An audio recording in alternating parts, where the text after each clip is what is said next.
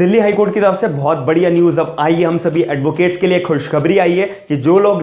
Law graduates हैं या फिर जो लोग एडवोकेट्स हैं और जो लोग टैक्स लॉयर बनना चाहते हैं, टैक्सेशन के अंदर काम करना चाहते हैं, अपने आप को एज अ टैक्स लॉयर एक स्पेशलाइज बनाना चाहते हैं, उसी बात को लेकर दिल्ली हाईकोर्ट ने हम सभी एडवोकेट्स के हित में, फेवर में हमारे का एक फैसला सुनाया है। वो क्या फैसला है मैं इस वीडियो के अंदर पूरी की पूरी आपको डिस्क्लोज करूंगा, क्योंकि बहुत इंपॉर्टेंट वीडियो है। एक नया रास्ता निकलता है एडवोकेट्स को कैरियर अच्छा बनाने के लिए। कोई भी एडवोकेट अब बिल्कुल भी निराश नहीं होगा कि भाई मैं ये फील्ड के अंदर अब काम नहीं कर सकता हूं। एक नया रास्ता आप सभी लोगों के लिए खुल चुका है। तो मैं उम्मीद करता हूं कि आप इस वीडियो को शुरू से एंड तक जरूर देखिएगा। मेरा नाम है आयुष, आप देख रहे हैं स्मार्ट एंड लीगल गाइडेंस। अब मुद्दे की बात क्या है वो समझते हैं कि एडवोकेट जितने भी एनरोल्ड हैं जो बार काउंसिल के अंदर, उन सभी लोगों को अब जो है परमिशन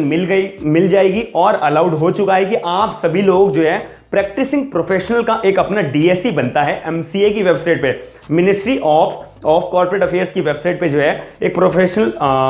प्रैक्टिसिंग प्रोफेशनल्स के तौर पे आपका एक डीएससी बनता है। तभी आप सभी लोग जो है कोई भी इनकॉर्पोरेशन का काम करना होता है या फिर कंपनी रजिस्ट्रेशन का काम करना होता है या एलएलपी को रजिस्ट्रेशन या वेरिफिकेशन ऑफ डॉक्यूमेंट्स का काम करना होता है, आईपीआर का जितने भी काम होते हैं, एज अ टैक्स लॉयर के तौर पे जितने भी काम होते हैं, आप सभी लोग अब सारी के सारे क्लैरिफिकेशन के साथ कर पाओगे, अपने क्लाइंट्स को डील कर पाओगे। जब आप स्पेशलाइज हो जाओगे टैक्सेशन के अंदर, टैक्सेशन प्रोफेशन के अंदर बहुत अच्छा प्रोफेशन है। इसके अंदर जब अर्निंग होती है वो भी बहुत अच्छी खासी आप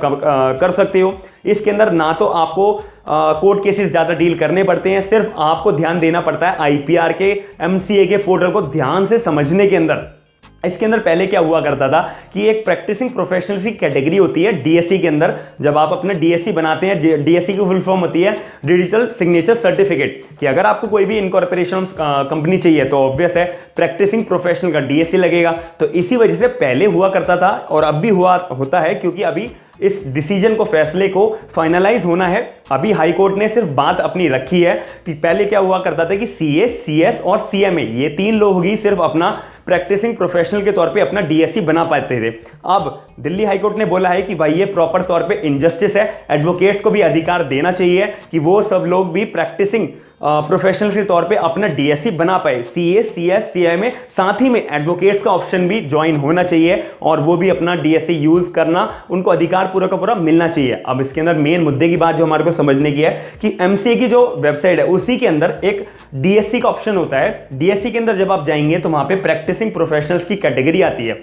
उसके अंदर जो है सीए, सीएस और सीएमए का ही सिर्फ नाम आता है। अब दिल्ली हाईकोर्ट के अंदर एक पिटीशन फाइल हुई थी, इसके अंदर साफ साफ बोला हुआ था कि एमसीए की वेबसाइट के अंदर ऐसा क्यों होता है, एडवोकेट्स को भी अधिकार मिलना चाहिए। अभी अधिकार मिलना चाहिए ये कहीं तो लिखी होगी बात, जब भी तो हम अधिकार अपना मांग रहे हैं, कहीं तो लिखी होगी। इसके अंदर साफ साफ बोला हुआ है कि सीए, सीएस और सीएमए लिस्टेड है प्रैक्टिसिंग प्रोफेशनल के तौर पे। एडवोकेट्स को जो ये अधिकार नहीं मिला है, लेकिन ये अधिकार मिलना चाहिए और मिला हुआ है, ये ऐसी बात कानून के अंदर लिखी हुई है। जब आप सेक्शन 7 पढ़ोगे कंपनीज एक्ट का, उसके अंदर साफ साफ बोला हुआ है कि भाई सीए, सीएस, सीएमए और साथ ही में एडवोकेट्स, ये सभी के पास अधिकार है कि एमसीए की वेबसाइट पे प्रैक्टिसिंग प्रोफेशनल के तौर पे वो अपना नाम रजिस्टर्ड उनका होगा, उनके पास पूरा अधिकार है, वो डीएससी बना सकेंगे, इनकॉर्पोरेशन का काम कर पाएंगे, वेरिफिकेशन ऑफ डॉक्यूमेंट्स का काम कर पाएंगे, registration of companies, registration of एलएलपीज, incorporation of एलएलपीज, जितने भी काम होते हैं आईपीआर के रिगार्डिंग वो सभी काम एडवोकेट्स भी कर पाएंगे। लेकिन एमसीए की वेबसाइट आप खोल के देखोगे तब आपको प्रैक्टिसिंग एडवोकेट्स, प्रैक्टिसिंग प्रोफेशनल्स, जब आप डीएससी बनाने जाओगे तब आपको एडवोकेट्स का ऑप्शन मिलेगा ही नहीं। तो ये सबसे गलत बात थी। इसी वजह से हाई कोर्ट ऑफ दिल्ली जो सिंगल बेंच के जज साहब थे, उन्होंने साफ इस बात को नोटिस करा, अच्छे से समझा और जाना कि जो लोग एडवोकेट्स हैं और वो एडवोकेट्स बार काउंसिल के साथ में रजिस्टर्ड है, उन सभी लोगों को पूरा का पूरा अधिकार दिया जाएगा। एमसीए के पोर्टल के अंदर साफ साफ ये बात डाली जाएगी कि भाई एडवोकेट्स को भी प्रैक्टिसिंग प्रोफेशनल्स के तौर पे उनको भी अधिकार दिया जाए और टैक्सेशन के अंदर भी और अच्छा सा काम दिया जाए।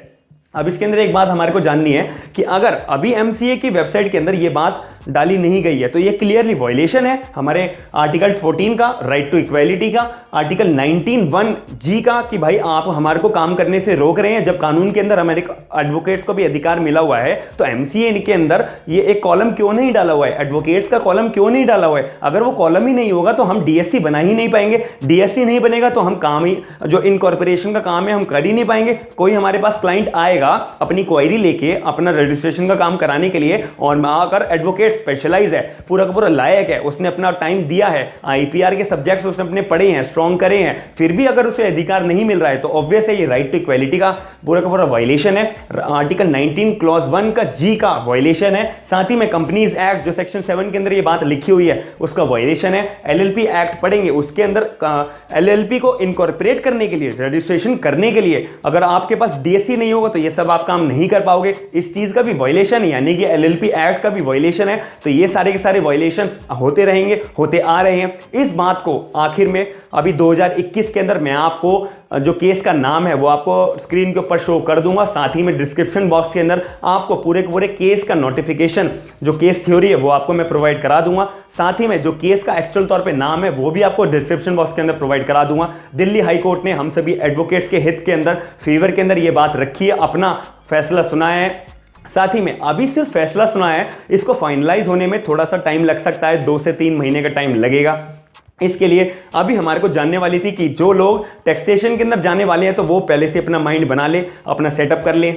जो जो रिक्वायरमेंट होती है हमारे को समझने के लिए, पढ़ने के लिए, जानने के लिए, और सारी की सारी वेबसाइट्स के अंदर पूरी एमसीए की वेबसाइट को जानना पड़ेगा, और वो आपको जानना ही पड़ेगा क्योंकि ये सारे का सारा सिर्फ डॉक्यूमेंटेशन का काम होता है। जो ज़्यादा से ज़्यादा डॉक्यूमेंट्स जानता है, किसको कैसे फाइलिंग करनी है, किस चीज़ को हमारे को इनकॉर्पोरेट करना है, जो अच्छे से जानता है वो ही बहुत अच्छा अपने करियर के अंदर जल्दी से जल्दी ग्रो कर पाता है। तो इसी वजह से मैंने आपको बताया है कि जो अगर कोई आपके पास क्लाइंट आता है, कोई अगर आप एडवोकेट हो और एडवोकेट होने के नाते आपके पास क्लाइंट आएगा, मान लेते हैं कोई टैक्सेशन का क्लाइंट आ गया कि भाई साहब मेरे को आपके अपनी कंपनी इनकॉर्पोरेट करानी है और रजिस्ट्रेशन का काम कराना है, या फिर एक्सेट्रा XYZ कोई भी काम कराना है जिसके अंदर डीएससी की जरूरत पड़ती है, और डीएससी भी कौन से वाला, प्रैक्टिसिंग प्रोफेशनल वाला, जिसमें अभी के टाइम पे सीए, सीएस, सीएमए सिर्फ ये 3 लोग ही अपना डीएससी बना पाते हैं प्रैक्टिसिंग प्रोफेशनल्स के तौर पे। तो आप एज एन एडवोकेट अपने क्लाइंट को मना करोगे कि भाई हम काम आपका नहीं कर सकते क्योंकि हमारे पास अथॉरिटी नहीं है,